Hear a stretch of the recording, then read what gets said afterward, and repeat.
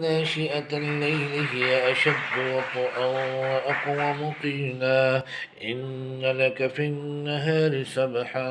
طويلا واذكر اسم ربك وتبتل إليه تبتيلا رب المشرق والمغرب لا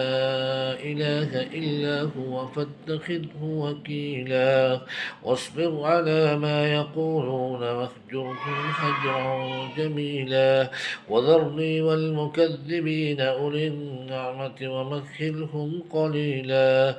إن لدينا أنكالا وجحيما وطعاما ذا غصة وعذابا أليما يوم ترجف الأرض والجبال وكانت الجبال كثيبا مهيلا إنا أرسلنا إليكم رسولا شاهدا عليكم كما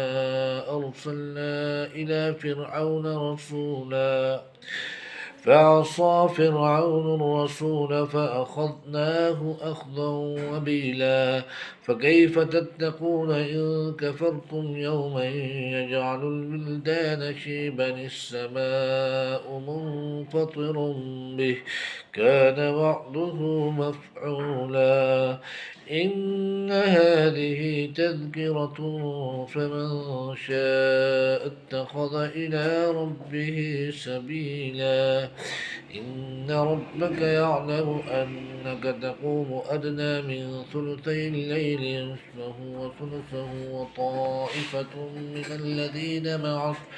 والله يقدر الليل والنهار علم أن لن تحصوه فتاب عليكم فاقرؤوا ما تيسر من القرآن علم أن سيكون منكم مرضى وآخرون يضربون في الأرض يبتغون من فضل الله وآخرون يقاتلون في سبيل الله فاقرؤوا ما تيسر منه وأقيموا الصلاة وآتوا الزكاة وأقرضوا الله قرضا حسنا